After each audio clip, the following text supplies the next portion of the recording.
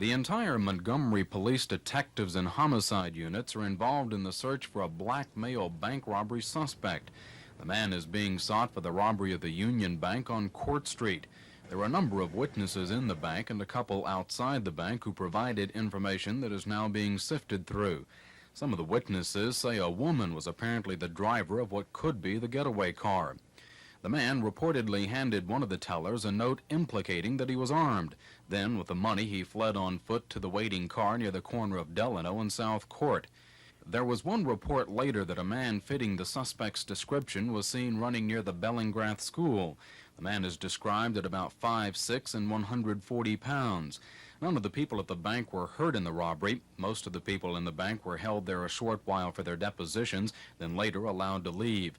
An undetermined amount of money was taken by the robber.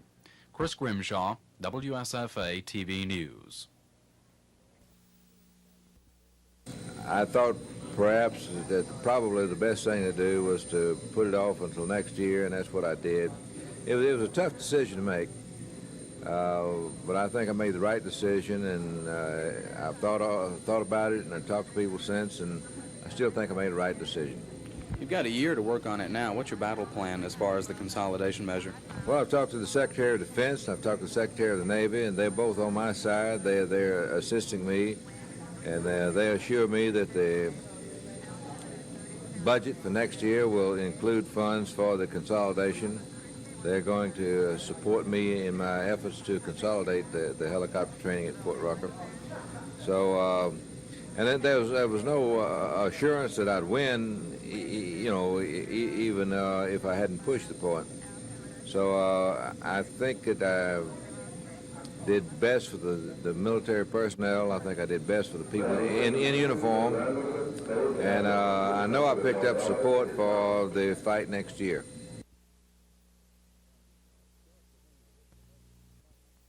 When Stewart was in the original race in the Sparkman seat, we had heard that they would shift him to the Allen seat once Senator Allen died, because Mrs. Allen would have voted against the SALT talks, and the liberals said, Stewart, if you'll run against Mrs. Allen, we'll pour money and expertise and all the strength we can get to help you defeat Mrs. Allen, because we want you to vote for the SALT talks. And he apparently agreed to do that and sold out for a piece of silver just to get their support. So I'm not surprised, but I'm shocked, and I just cannot imagine an Alabamian saying that he would vote for a treaty with the Russians that he hasn't even seen, that some of us know is too soft to begin with.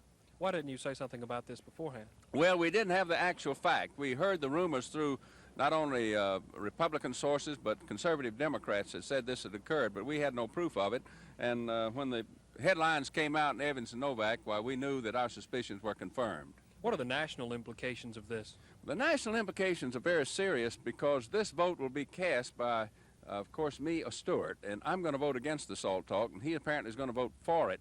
And this whole agreement with the Russian might hinge on one or two votes, so we're probably looking at one of the most vital votes ever being cast by either of the two of us.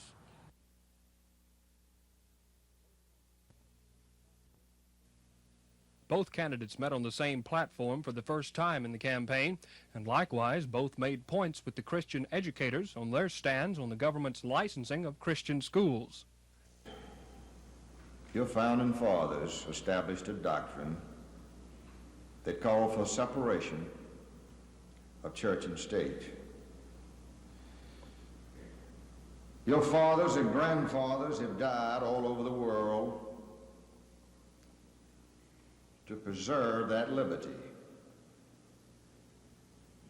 There is no place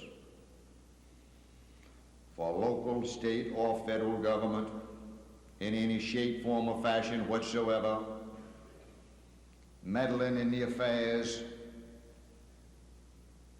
of Christian education.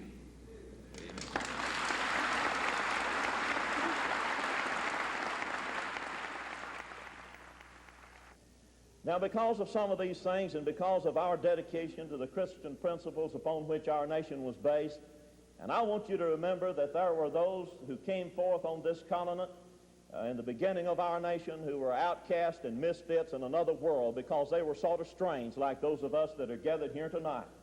They just wanted to practice their belief in God. They wanted to worship God according to the dictates of their own heart. and according to their own soul. And it was a fight in this country to have the proper separation of church and state.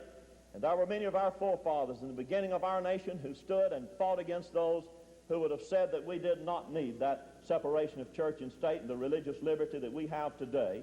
And I recognize that there are those who would like to take it away from us, but I want you to know that with our belief in God and our faith in Him and sticking together, those of us who believe alike, we have a vital force in this nation that cannot be overcome. Other questions asked of both candidates included their stand on the Equal Rights Amendment. Both said they were against it. Dennis Latham, WSFA TV News at the Civic Center.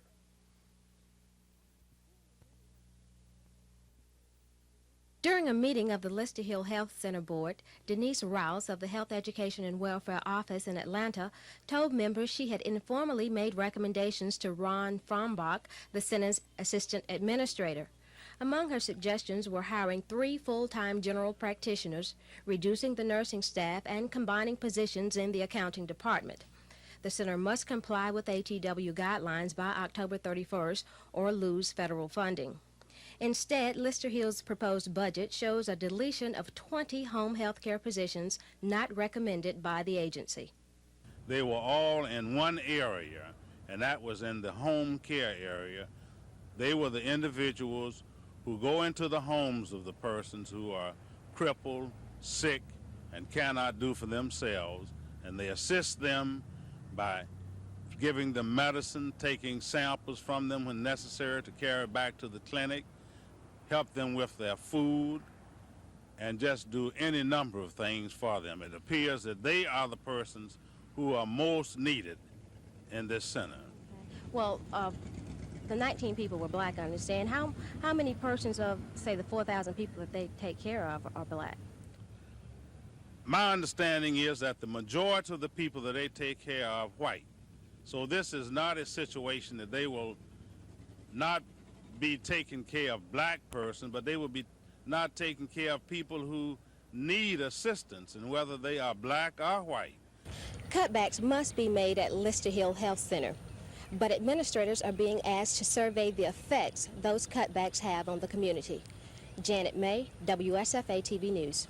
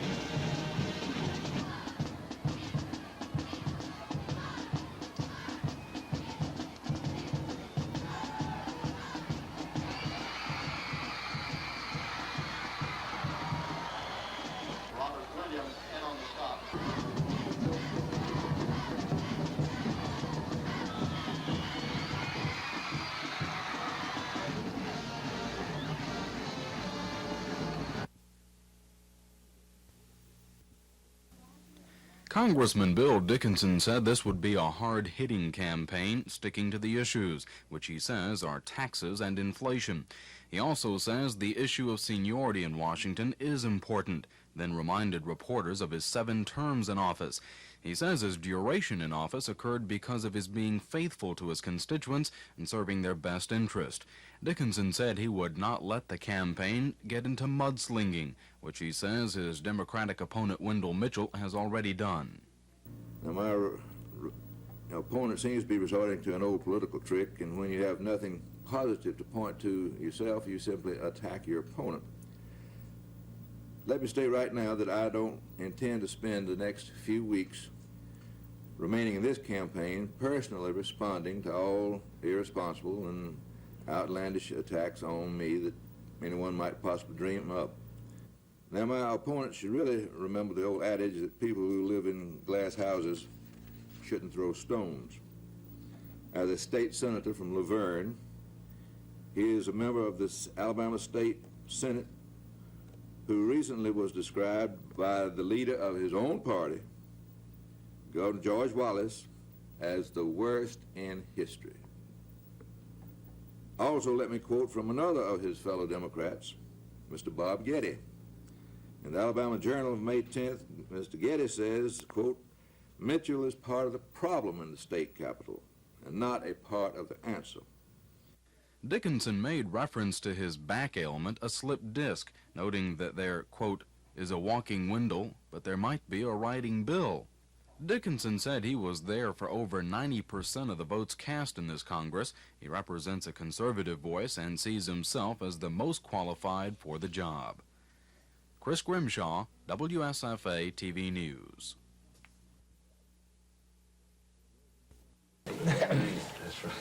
George, does it look like it? Wait for seal. Actually, the main reason I purchased the Rebels was to attempt to create some credibility for myself with the powers that be in baseball. And gentlemen, in baseball, credibility means the ability to pay your debts. And hopefully that was established.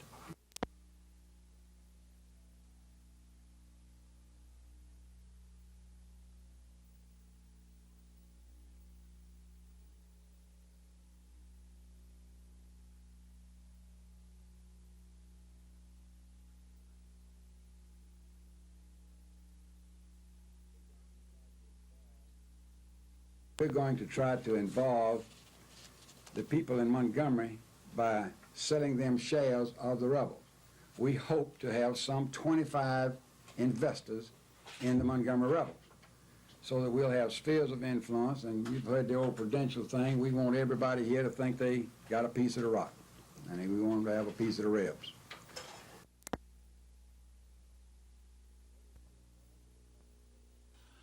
Voters statewide will decide the fate of Amendment Number 3, which would keep cities from being locked into their charters with no way of changing. Passage of the amendment would allow cities caught in a crunch by a recent Supreme Court decision some relief. The amendment, a product of the Alabama League of Municipalities, has the support of Governor George Wallace. Unless the amendment is approved, the cities of Montgomery, Dothan, Birmingham, Anniston, and Phoenix City will be unable to change anything about their city governments. Mobile Commissioner Robert Doyle, president of the Alabama League, says the cities set up their governments by using general bills of local application, and the proposed amendment needs support. Well, what it does, is it allows for a classification of cities based on population, not as it was, not in the way in which the general bills of local application were declared unconstitutional under the recent Supreme Court decision, but it lumps the cities into categories, allowing legislation applying to individual categories. The dilemma that some cities have found themselves in, as you mentioned, several cities, is that they are in a position where they cannot amend their charters. They are in more or less a status quo until they are given a vehicle by which they can act legally and legitimately and amend their charters if they want to amend them for any good and valid reason. So this is a bill which is all positive. There seems to be no opposition to it. It's something that will just remove an obstacle in the operation of city government. The amendment, if it's not adopted, as things stand as they are now, what is the future for the government for the city of Dothan? Well, of course, it'd go along like it is right now. We wouldn't be able to change anything. At the same time, if somebody decided that they wanted to challenge the act, say, that set the form of government up that we are now working under, then if it's carried all the way to the Supreme Court, that it would be thrown out. And that would certainly leave us in a chaotic situation as far as the government in Dothan. The proposed amendment would allow the legislature to establish 8 categories of cities based on population. A bill relating to any one of the categories would be considered a general bill and would comply with the Supreme Court's decision. It's been pointed out by the mayors of cities and Governor George Wallace that the city of Montgomery, as an example, unless there is relief from the court decision, would be unable to even change meeting dates of the city council. George Mitchell, WSFA TV News. The state of Alabama needs more prisons, and to help fill the need, the Alabama legislature, at the urging of Governor George Wallace, passed a $15 million bond issue in the last special session. State Prisons Commissioner Larry Bennett says the state must show a willingness to build new prisons to remove the backlog of inmates. Bennett says the state prison system is already operating under a federal court order, and Alabama needs to operate under its own guidelines, and this will take money. A bad situation, not only, I mean, for example, George, you could take away this business with the federal courts completely, just remove that, and we're still left with an awfully difficult, if not impossible, situation in the state as far as fulfilling the public trust that we have in this department, in this agency. But then you add that to it, and of course, you got the court really, at this point, virtually running the prison system. We're running the system at the behest of orders that come from the court. We want to stop that. We want to get into business where the state of Alabama is running its own system, is making the key decisions instead of the federal judge. Now, I don't fault Judge Johnson. He's doing what he has to do under the current circumstances. But I think it's incumbent on us to provide the leadership. I think it's incumbent on the governor of the state, the legislature, to take up the challenge and let's resolve the problem and let's get the courts out of the prison system. U.S. District Court Judge Frank Johnson, Jr. of Montgomery, recently indicated that he will not continue to tolerate the backlog of state prisoners in county jails. These same jails must meet constitutional standards. Passage of this $15 million bond issue, what impact will it have on the county level prison population, jail population? It won't have an immediate impact because, after all, we have to be realistic and know that it would take probably a good 18 months from the time the money is available. By the time you complete architectural designs, actual construction, which typically on this type runs about 300 calendar days, you're talking about probably a good 18 months before the first bed would be available. The counties are not going to get immediate relief. But the thing is, they will know that there's some hope on the horizon, and they have done a terrific job thus far. We've had splendid cooperation from the sheriffs and from the county commissions throughout the state. Well, there have been some complaints, but they've been rather isolated. And we, of course, have done everything humanly possible to ameliorate the crisis that's been precipitated in the counties. But I think what it will mean to them is that there's some hope on the horizon, and help is on the way, and we're going to be able to do what we initially set out to do to start with. The bond issue referendum, which must be approved statewide, has the backing of law enforcement agencies in the state. The only known opposition is from the Alabama Democratic Conference. George Mitchell, WSFA TV News. Seven-term Congressman Bill Dickinson attacked what he called the integrity and credibility of his Democratic opponent Wendell Mitchell. Dickinson said he would, this one time, take the defensive and reply to allegations made by Mitchell. The congressman pointed out a newspaper article which quoted Mitchell as accusing Dickinson of not having authored a single piece of general legislation in the past 14 years in Congress. This package are the bills that I have introduced this year alone. This year alone. They're dated. They're from the government printing office. My name appears on as sponsor or co-sponsor on every one. Over 100 of them. I'll try to contain myself. Record votes. First session, 94th Congress, I'm going back 4 years now, 90.8%. Second session, 94th Congress, 95.3%. Yeas and nays, recorded votes. Then Dickinson went on the attack, talking about an issue he says was raised by someone else other than him. He referred to possible ethics violations by Mitchell concerning an apartment used by Mitchell during his Senate term in the state legislature. Now, what is the difference in a state treasurer using her office and her influence and borrowing money that she couldn't have borrowed otherwise than in a state senator who is chairman of the insurance committee taking a free apartment from executive of one of the largest insurance companies? What is the difference in law and principle? The only difference is money, if he did it. Dickinson says his opponent has a week to respond to any of the allegations surrounding that apartment issue, and he says there is also a week for Mitchell to refute his documented reply.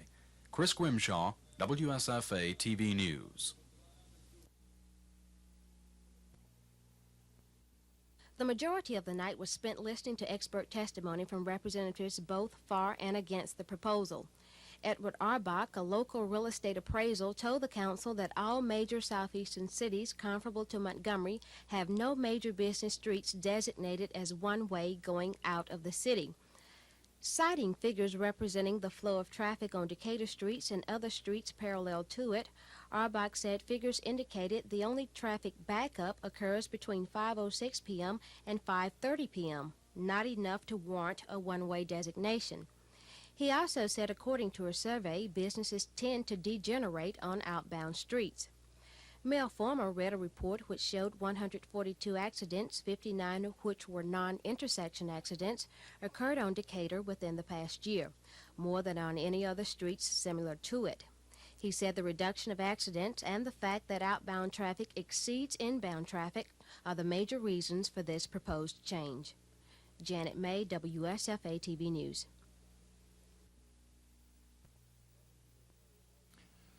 Claiming he will carry all 13 counties in the 2nd Congressional District, Joaquin Wendell Mitchell of Laverne continued his attack of Congressman Bill Dickinson's travels around the world at taxpayers' expense. Mitchell presented a list of some of the travels taken by Dickinson over the past 12 years. As his justification for this travel, and I quote Mr. Dickinson in a statement in Montgomery made this past weekend, quote, "As long as I am on the Armed Services Committee, I will continue to travel abroad to visit our troops stationed abroad." The fact of the matter is that in over 75% of these countries to which Mr. Dickinson has traveled, we do not even have U.S. forces. Mitchell said in the 13 months of his campaigning for the congressional seat now held by his Republican opponent, he has not made a single public comment about Dickinson's personal background, and he said he doesn't intend to do so. It is not now, and it has never been, mudslinging to talk about one's record in public office. And I shall not let Mr. Dickinson hide behind the charge of mudslinging in an attempt to keep me from talking about his public record. Moving his news conference to the steps of the state capitol, Mitchell presented a method he will use that will return the office from the 2nd District to the people. Mitchell said his Congress on wheels will enable his office to go literally to the front door of any constituent who wants to bring problems to the attention of his office. Mitchell said he will have incoming Watts lines to his Washington office so residents in the district can call his office toll-free. George Mitchell, WSFA TV News.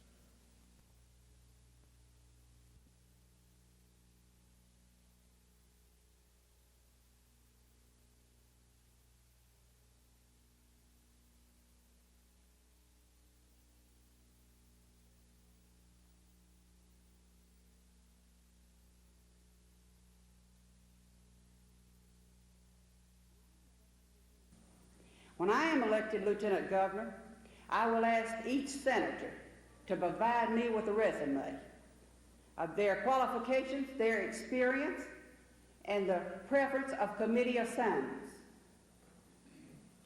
I want to work closely with whoever is elected governor. I intend to sit down with the governor and study the qualifications with him of the 35 people, the voters of Alabama elected to serve in this Senate. I will then appoint these committees according to their qualification, their preference, making sure that we get a geographical balance so that all areas of this state is represented.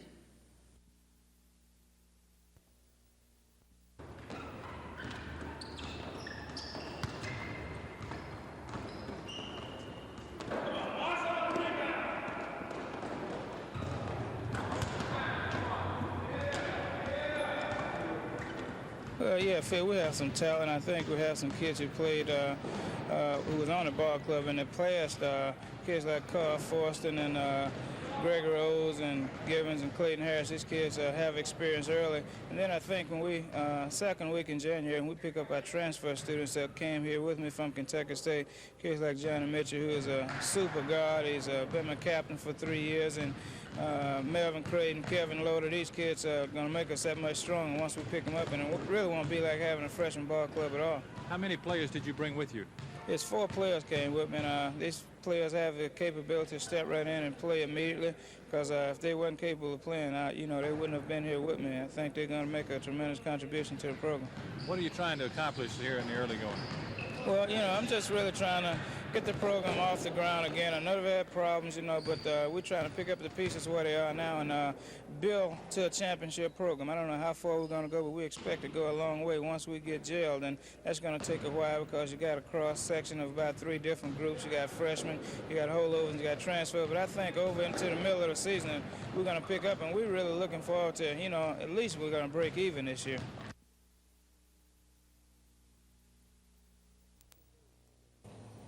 The third day of the Vincent Berard trial has been a day for psychiatrists to give their legal opinions of whether or not he is sane or insane.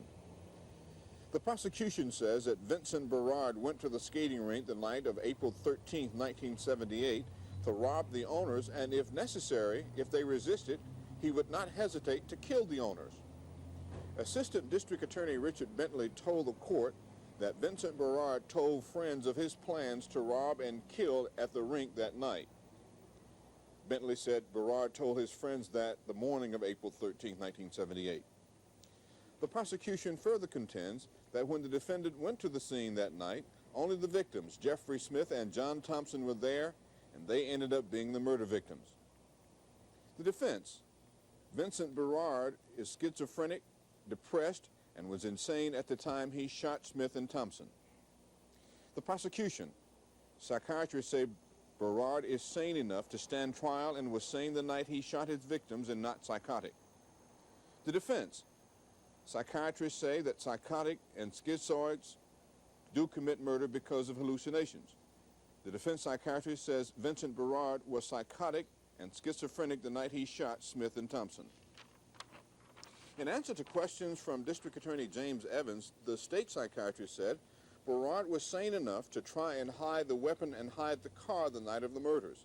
He said that Vincent Berard was logical and he committed logical criminal activity. Defense Attorney John Capel says that he disagrees with the psychiatrist for the state, and that the witness for the defense, a psychiatrist from Alabama, says that Vincent Berard is schizophrenic, he's psychotic, and he was insane on the night of the murders. Final arguments are going on at this very moment in the Vincent Berard murder case. The jury is expected to receive the case later today or early tomorrow morning. There's also another important case going on here at the Montgomery County Courthouse, and Dennis Latham reports.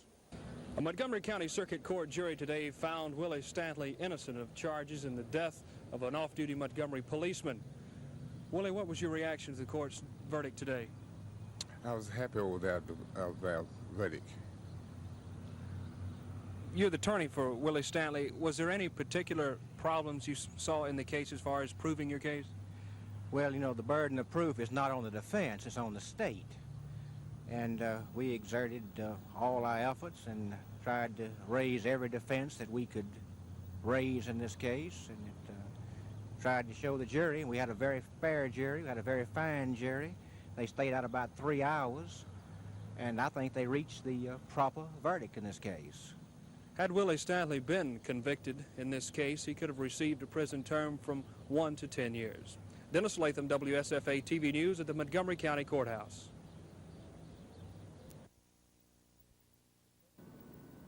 The 7 cents per gallon increase in the price of milk granted today by the Alabama Dairy Commission goes into effect November 1st. Terry Ellis, Executive Secretary for the Commission, says that the producer will now receive $12.85 per hundredweight for Class 1 milk. To the consumer, this 70 cents increase would translate in raw cost back to between 6 and 7 cents per gallon. And assume that the retailers and processors would pass this increase on. Of course, it should realize about a 7 cents a gallon increase to consumers. Can you recall any of the circumstances the Commission took into consideration when they granted this? Well, the primary mover of this price has been the federal support price and the federal order prices in the surrounding states. As you know, Alabama's a deficit state and needs raw milk in order to meet our needs. And the support price increasing October the 1st, and the federal order price is increasing October and again in this coming November, placed Alabama at a farm price much lower than the surrounding states. In order to create an inflow of this raw milk, it always necessitates Alabama's price being in line with these other states rather than falling far short. What about the consequences to the producer had they not received what they were given by the Commission today?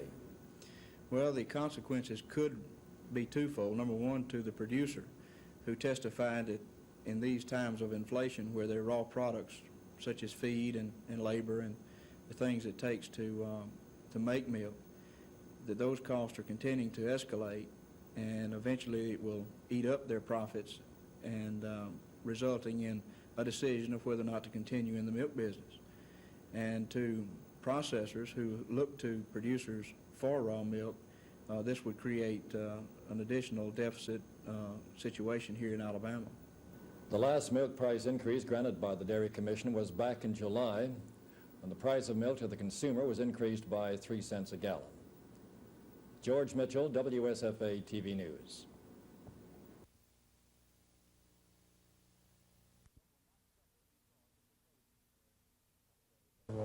Hospitals that are nearby, and there are many hospitals across the river, and New Orleans has a considerable number of hospital beds that could be available to the military if we needed them. The Navy has received proposals from 2 private hospital groups which want to lease the hospital and its equipment.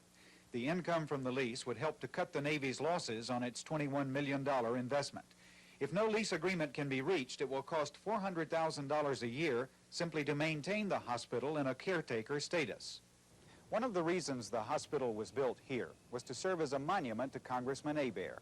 It may still look like a monument to the congressman, but to the Navy it's looking more and more like a white elephant. Kimberly Jones.